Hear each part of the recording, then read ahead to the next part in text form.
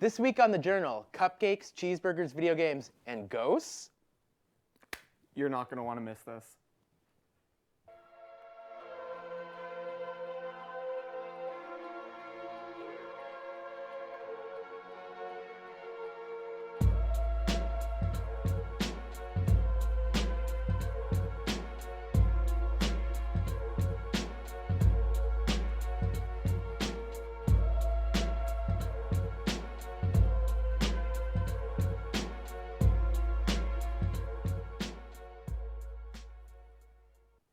Hello and welcome to The Journal, the show that's made and brought to you live by Centennial College's own film and broadcasting students. This week, we wrap up our series, and today we have quite the lineup of interesting documentaries. On top of that, we have not one, but two super cool guests who will be joining us live in the studio today. But before we get to that, let's take a trip on the subway and streetcar to College and Spadina and have the coolest old school video game stores in the city. We'll check that out right now. My name is Daniel Texero. Yeah, I've been working at ANC Games since 2008. So initially I was a customer. I was renting games because they were like the last last place I was renting games at the time because Blockbuster was just out of business.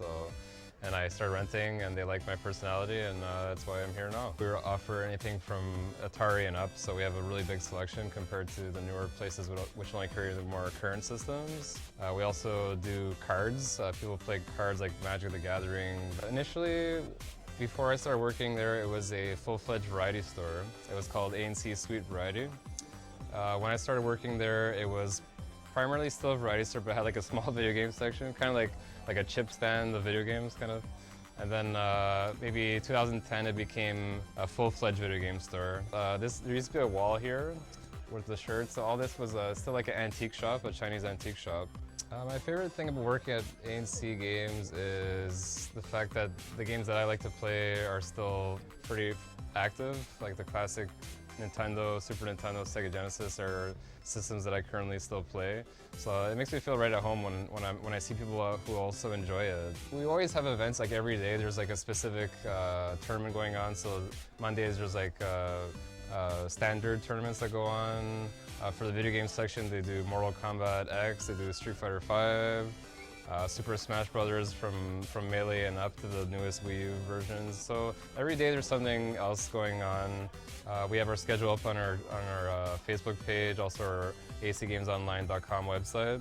One thing I'd like people to know is that it's not just a video game store, because some people just make that assumption, but like I said earlier, we do cards, t-shirts. We just try to appeal to a variety of people. So definitely, I think they do want to get bigger and better for sure. Promise we'll be back. Hey Anthony, if you're free after the show, let's go there. I could spend all day at ANC Games, count me in, but I am starving. Before we go there, why don't we grab a bite to eat? I could really go for a burger. How about California? Their burgers are amazing. Chris, how on earth do you think we're going to get all the way to the United States in time for lunch? I'd really like to eat within the next couple hours, to be honest. No, Anthony, I mean California Pub and Grill. It's at the corner of Pape and Mortar, which is just a 30-second walk from here. Speaking of which, our next documentary gives us an inside look at their kitchen. Joe took a trip there to see what this local joint is all about. Let's take a look.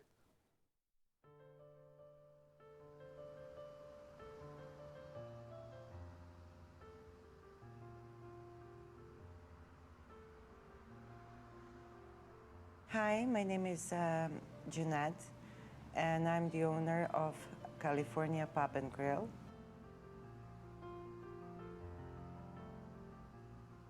We are owners of this restaurant for over 9 years, almost 10 years. Originally, we opened 2006 in June. We renovated for 7 months, and we opened 2007 in January 5th. What can I say? I'm a server, I'm an owner, I'm a manager, I'm a cleaning lady when it needs something to be clean. I help in the kitchen when they need some help. I'm almost everywhere, but that's the beauty of this job. Being involved everywhere, it gives you knowledge and sense of your place, what customer wants, what customer needs, and things like that. We have a little bit of Italian flavor, Greek flavor, and a touch of European Like we have schnitzels, we have goulash, we have everything is homemade, and that's one of the most popular things that we sell in this restaurant, like the soups, the stews, the salads, the sandwiches that they're handmade, the burgers that Centennial College students are enjoying so much. Centennial College students, they enjoy everything here. The most popular dishes are our handmade burgers. What the burgers make special is just a good quality ground beef, and there is nothing, not many spices, it's just plain salt and black pepper. When you don't overpower the meat with the spices, you can actually taste the green lettuce, the tomatoes, the onions, and that's what makes the burger actually juicy, and you can taste the flavor.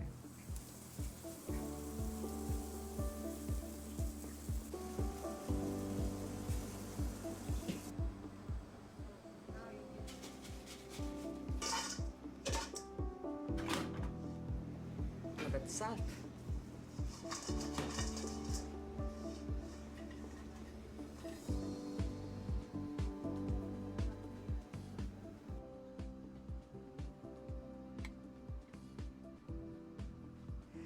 California Pub and Grill is a very friendly restaurant, very home-oriented, very cozy. Customers are very close with each other. They all know each other, including the students. They also come here when they're a little bit stressed out, especially when it's the exam time. They come here to relieve the stress, and with a little conversation, just a little bit of the comfort food that they need for that moment. It's going very well.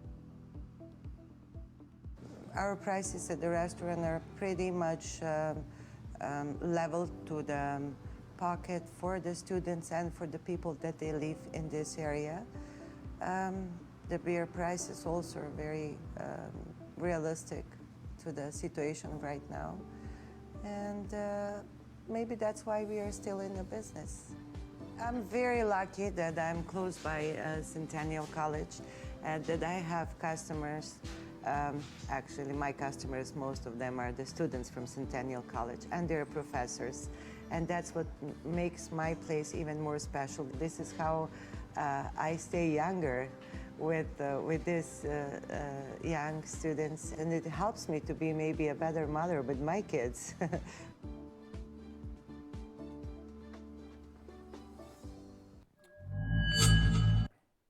Wow, you're right, Chris. Those burgers look absolutely delicious. Can't wait to get my hands on one.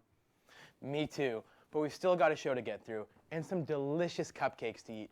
We have a very special guest in today who will be teaching us how to make cupcakes. Jen Knight has had a passion for baking ever since she was little, and we have the pleasure and honor of having her on our show. Jen, come on over.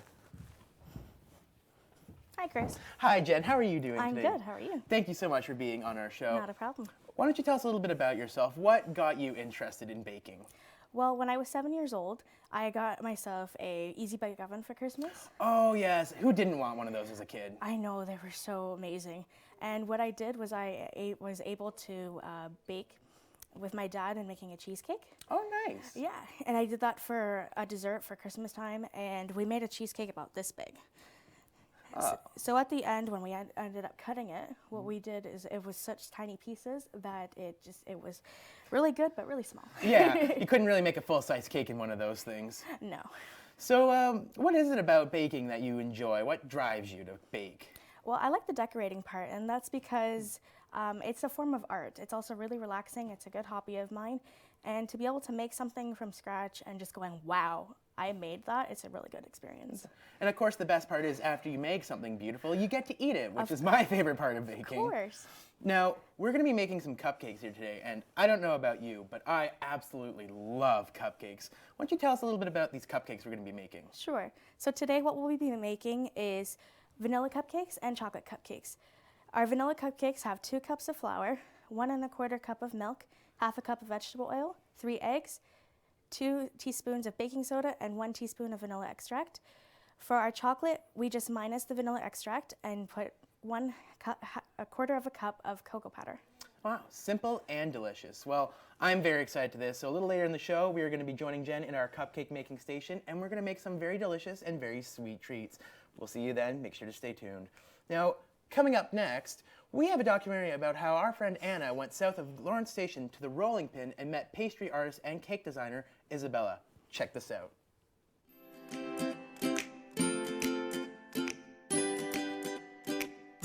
My name is Isabella Iacono and I am co-owner of The Rolling Pin. I've been baking for a total of 10 years.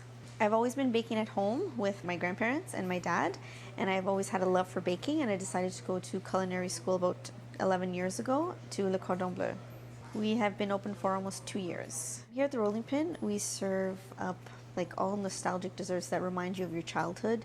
Cookies, squares, bars, homemade pies, from key lime to candy bar pie. We try to put a different twist on things. Our donuts are our absolute most favorite product that we make.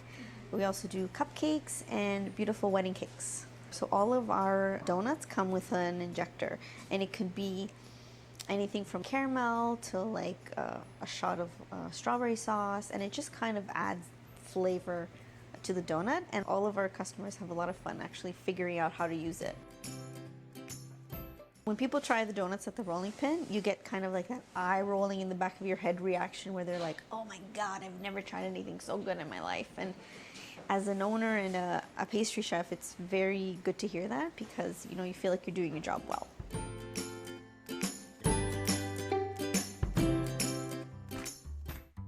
We make our cakes in layers, and each cake has 3 layers. As you turn the table, you just kind of use your spatula to flatten out the buttercream. So we're going to put a little bit of lemon curd, just for flavor. Typically you would refrigerate this to let it set a little bit. That way it's easier for you to mask it. Masking means we cover the cake and we prepare it for decorations. I like to use a piping bag just because it's easier to get a more even layer around the cake. Apply a little bit of pressure on the pastry bag and you just go around. And then you do the top of the cake. And you always put a little bit more because you're going to be taking away. So starting with the top, I'm going to flatten it out, and then the sides.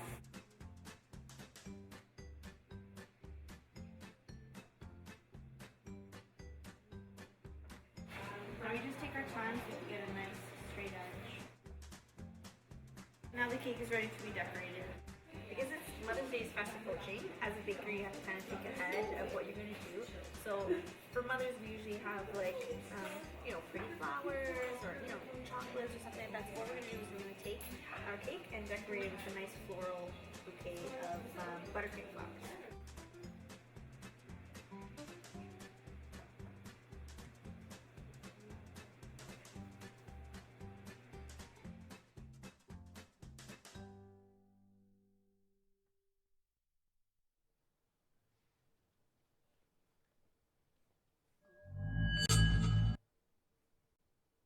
Damn, that cake looks like a work of art. Must have taken a lot of time and effort to make all those realistic looking flowers. Chris and Jen are about to decorate some cupcakes. Why don't we take a look? Thanks, Anthony. I'm here with Jen at our cupcake decorating station, and we have some really delicious treats here. Jen, why don't you explain what these cupcakes are that we're going to be making? Sure. So with our chocolate and vanilla cupcakes, I put on our chocolate the white icing in a round tip swirl. The blue icing is fish is also vanilla, and it's fish out of water is what I call it. And our last one is pink tinted icing in a rose formation. All right, let's start with the swirl, shall we? Sure. So I'm going to substitute chocolate icing instead of the vanilla. Okay. So what we're going to do is I'm going to pick up a cupcake, and you want to squeeze this. You want to make sure there's enough pressure in it, and you want to squeeze it enough in order to create the swirl. So you put it here and out, go all the way out. Keep squeezing, even pressure, and then go up.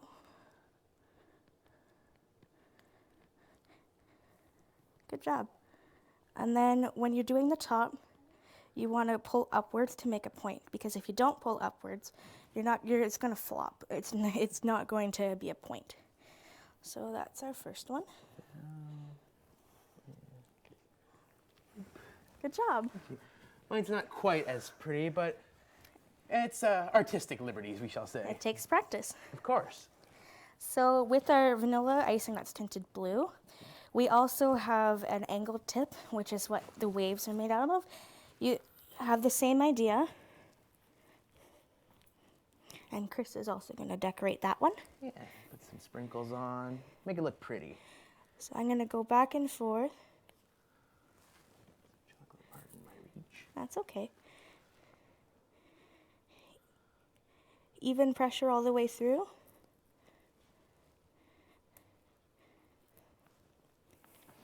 And that's our wave formation, and I'm going to take some of these fish. I'll let you try as well. All right. There you go. Go. Because there's never the same fish in the sea. Yep, plenty of fish in the sea is what they say. Isn't that true? In this case, they're very delicious fish. It's a little rocky on my sea, but that's okay. That's really good, though. I'm gonna make my fish swim sideways like so. Sounds good. If you're wearing hanging clothes, also be careful. You don't want your clothing to end up in your desserts. That would be very unfortunate. And ladies, a rule would also be to tie up your hair so you don't get hair in your food, too. Gentlemen, too, if your hair is long enough. As well, yes. So our last one is the rose. And for this one, Chris, all we do is we put straight down first, come up, all the way around, slowly.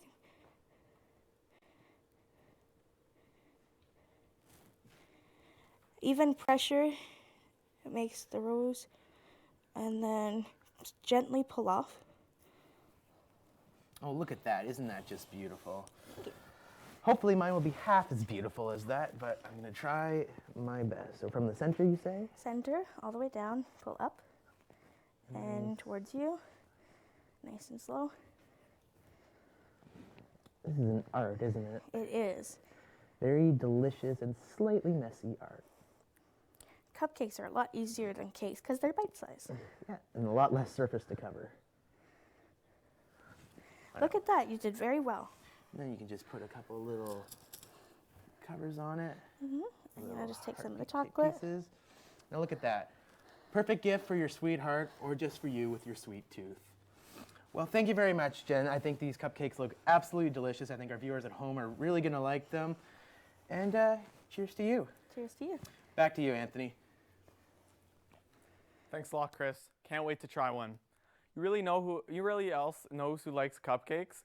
William Lyon Mackenzie, or at least he seems like the type of guy who would like cupcakes. I mean, who doesn't? Dakota, Jordana, Anna, and Nina took a trip to 83 Bond Street, the last home Mackenzie resided in before his death. Apparently, the home remains haunted to this very day. Why don't we take a look?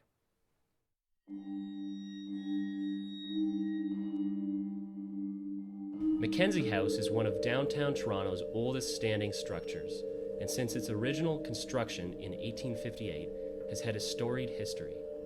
Given to our first mayor, William Lyon Mackenzie, as a gift from his supporters, the home lies the secrets of one of the city's first historically controversial politicians. This brick row house on Bond Street housed William Lyon Mackenzie alongside his wife and 3 of their children. He lived in the home until 1961. Years later, the home became a heritage museum and one of Toronto's most historic buildings. Some people who have entered Mackenzie House have described seeing a small, bald man in a wig and frock coat lurking through the hallways. From people who dare step foot in the home, it is believed that Mackenzie's spirit may or may not reside there to this day. It is easy to imagine this fiery personality lingering around his deathbed, causing mayhem for those who dare venture into his home. Does he still roam these very hallways, as impassioned in death as he was in life?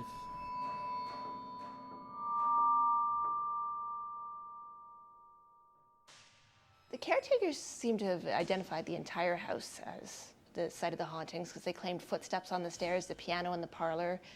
Some people, modern-day tourists, claim to have seen orbs down in the kitchen.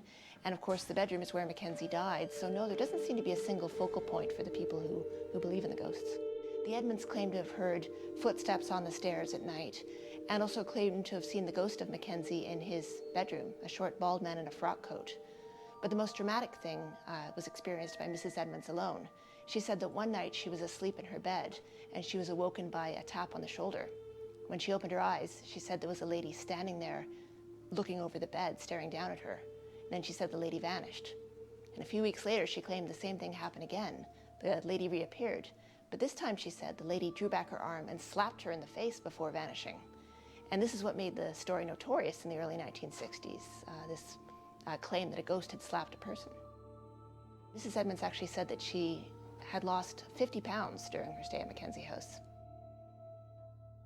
There were 5 sets of caretaking couples like the Edmonds who lived here. 3 of the couples had absolutely no trouble here. They said it was just fine. Mr. and Mrs. Alex Dobbin never claimed to have seen anything, but they said they heard noises in the house. They heard footsteps on the stairs, piano sometimes playing on its own.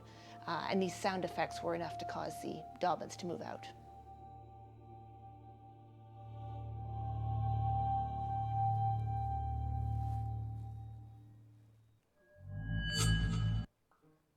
Wow, that is truly insane. I have no idea how you guys went in there. I would have been totally spooked out. What's going on? What is going on? Hey, Anthony, you want a Whoa. cupcake? You must be on a diet. Well, unfortunately, we are almost out of time for the day. If you want to catch today's episode, it will be available on youtube.com/StoryArtCenter. And be sure to check out our Twitter @thejournal002. That's 002 for behind-the-scenes look at the show. Then you come back out here, you. Got me. You almost got me, Chris. Almost, though. Not quite. Thought it was a real ghost. Almost. Before we take off, we have one last live performance. Mike Bernstein from the 3rd year Music Industry Arts and Performance Program is here to perform one of his original songs. Why don't we give him a hand? Take it away.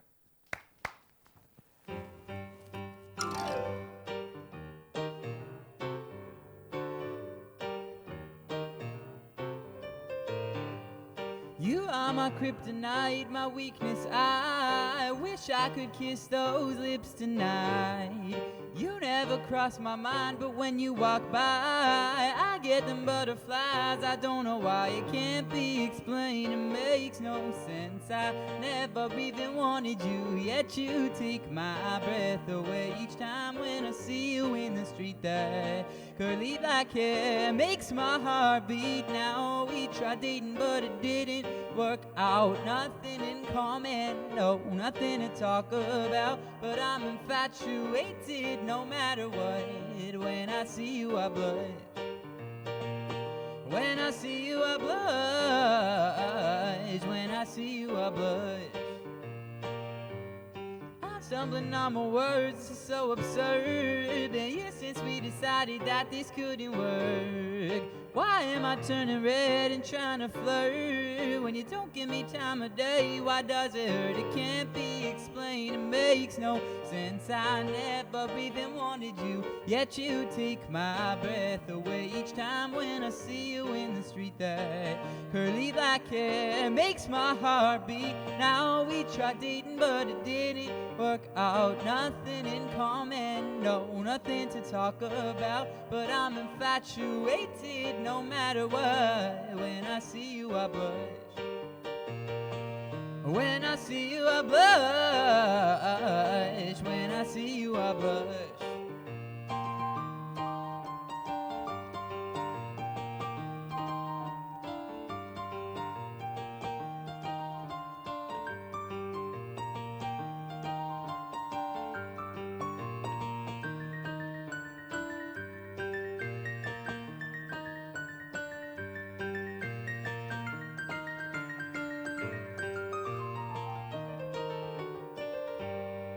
I think I'm finally free, your spell is worn off of me. Lord knows it's been long overdue.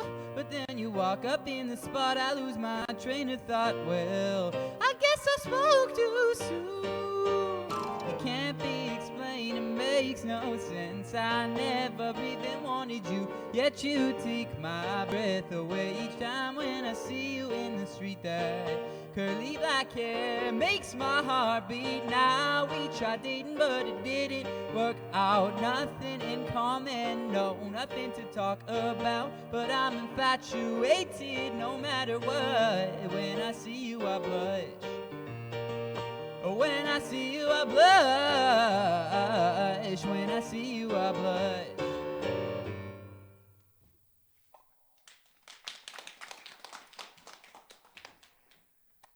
So that was Mike Bernstein with Blush. That was a great job. Thanks for being here today. Thanks for having me. So what exactly got you started in this field of music? Well, I've been playing music and been just surrounded by music for a long time. I started taking lessons on piano when I was really like a young kid, I guess around 6 or 7 or 8, something around there. Took piano for a little bit, then kind of quit for a while, long time. Then later back in high school when I guess that was around 7 years ago now, I picked it up again. I just got interested. I started doing some YouTube tutorials, started sort of teaching myself and learning online with a lot of the tools that are available. And yeah, ever since then I've been taking it a bit more seriously. That's really cool. Great story, but you did mention something, you did stop for a bit. Why did you stop? Yeah, so that was a long time ago when I was a young kid, so I stopped. I think that when music is taught, a lot of the times, not always, but a lot of the times it can be sort of approached in a bit of a boring way, which kind of scares kids off. Like, not a lot of kids want to sit and just practice scales or whatever it is, like drills. That's what a lot of teachers get their students to do, so that's what bored me, and that's why I stopped. When I got back to it later on on my own on YouTube, like, it was a lot more interesting, and I was able to learn what I wanted and how I wanted. Absolutely. So that's what kept me more focused the second time around. You think the free range and the free capabilities of not having lessons really drove you to get where you are today? Yeah, I think music is supposed to be fun. Do you have any, I totally agree with that for sure. Do you have any inspirations, any artists you get some of your ideas from, maybe your melodies? Yeah, so like the way my writing process is that I actually draw inspiration stylistically from specific songs that I enjoy. So my favorite artists are Ed Sheeran. I like his style a lot. Sam Smith I'm really liking these days. Adele is another one. She's got a lot of singer-songwriter style stuff with just piano and voice. Also recently I've been getting into the soul genre from the 60s and 70s. Anything with brass I'm really into these days. Awesome. All excellent artists, great inspirations. Unfortunately, this is actually the last episode of The Journal. Mike performing here one last time his song, What Else Can I Do? Take it away, Mike. Thanks for having us. Thanks for having me.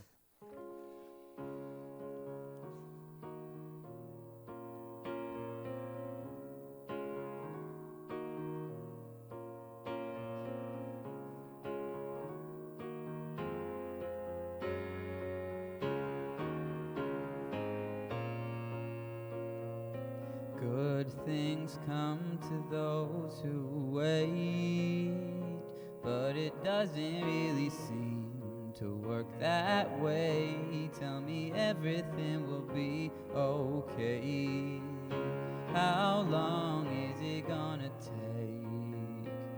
With all the progress that I thought I'd made, my excitement is gone and my passion fades. How much longer must I live in pain? It's a heavy price to pay, but I gotta keep on moving. I've got nothing left to lose, and I gotta keep improving. What else can I do? This loneliness is so profound. All the voices in my head, they're bringing me down. For every adjective you need a noun. Should I just throw in the towel? But I gotta keep on moving.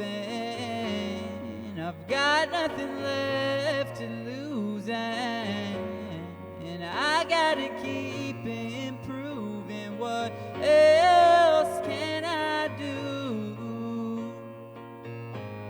Or maybe it's time for me to raise the white flag it's best if I